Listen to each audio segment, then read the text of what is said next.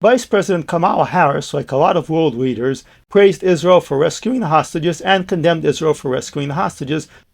After Israel managed to extract 4 hostages from the Hamas civilians who had been holding them, Israel was immediately condemned for killing all of these innocent civilians whom were trying to stop the hostages from being rescued with assault rifles and RPGs.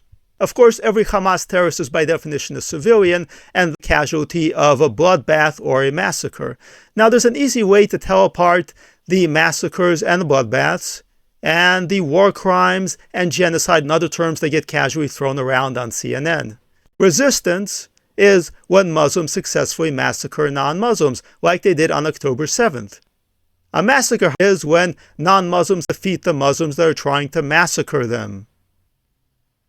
Similarly, a war crime is when someone defeats Muslim terrorists, because war against Muslim terrorists is a crime. When 1,200 non-Muslims were killed on October 7th, no one claimed that was genocide. However, the moment that Israel started killing Hamas civilians who had brought along their own RPGs, that was a genocide.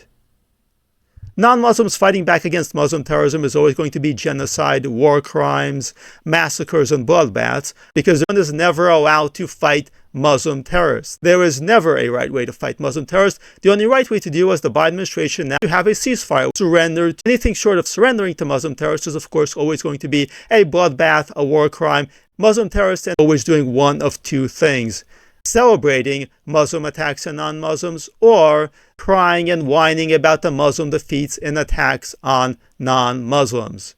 The question is not what is the right way to fight a war against Muslim terrorists. The question is, do you want them to be crying or do you want them to be celebrating?